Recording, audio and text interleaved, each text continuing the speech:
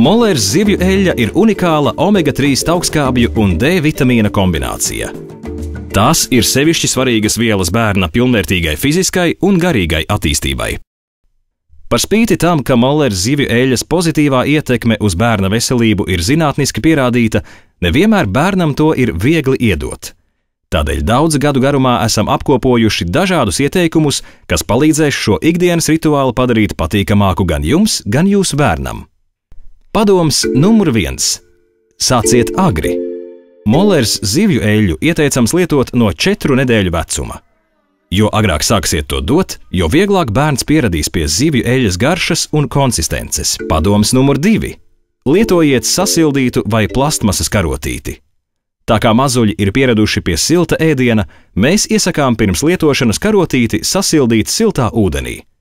Vēl labāk ir lietot plastmasas karoti, jo tā nav tik augsta kā metāla karote. Padoms numur 3. Izmēģiniet šļirci. Dodot zivju eļļu mazulim, dažreiz vieglāk ir lietot šļirci, nevis karoti. Tā kā bērni vēl nespēj norīt lielāku daudzumu šķidruma, sadaliet dienas devu vairākās nelielās.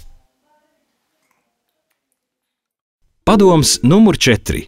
Iejauciet zivju eļļu ēdienā. Kad jūsu bērns sāks ēst arī cita veida pārtiku, ne tikai mātes pienu, zivju eļļu varat iemaisīt viņa ēdienā, piemēram, kartupeļu biezputrā. Padoms numur 5. Izvairieties no izšļakstīšanās. Lai izvairītos no izšļakstīšanās un traipiem, kurus nereti ir grūti notīrīt, iesakām eļļu dot bērna mazgāšanas vai pārģērbšanas laikā. Varat lietot arī lacīti. Padoms numur 6. Piedāvājiet balvu.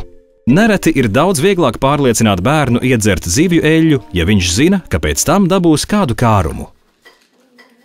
Padoms numur 7. Rādiet labu piemēru. Bērni parasti seko vecāku paraugam.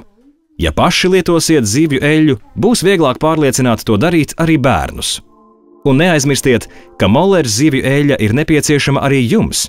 Tā palīdz rūpēties par sirds veselību, stipriem kauliem, kustīgām locītavām un labu imunitāti.